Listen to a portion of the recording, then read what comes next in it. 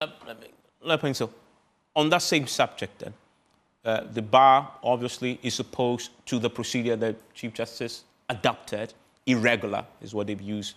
Heard about it for the first time at a Judicial Council meeting. The president opposed it. The president of the bar, of course you're a member of the bar, opposed it. They were right in doing so, were they not, considering the constitutional provision on the matter? Yeah, the position the Chief Justice has assumed on this matter is unusual.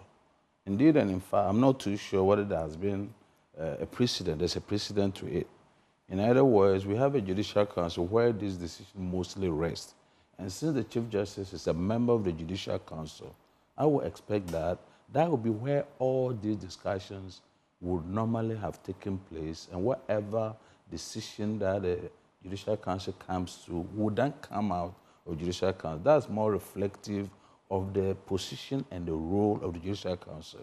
So personally, I still cannot understand how it came to be that the Chief Justice on her own initiated this. I wouldn't know what discussions she had, but it has nothing to do with the fact that we don't need more judges in the Supreme Court.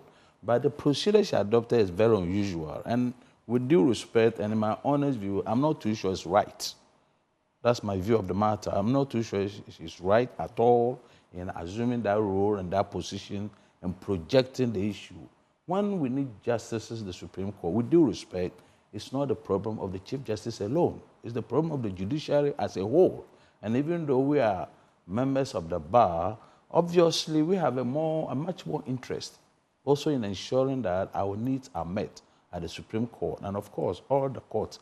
But, you know, this is a country which is divided on almost every issue. And the role that the Chief Justice plays in this, let me call it drama, okay, ought to be checked, ought to be watched. And sometimes we say the road to hell is paved with good intentions.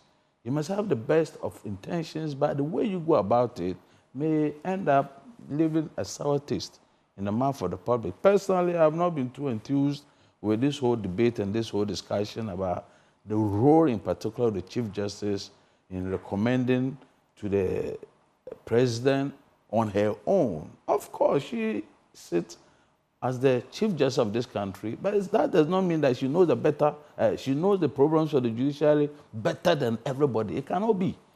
Yes. And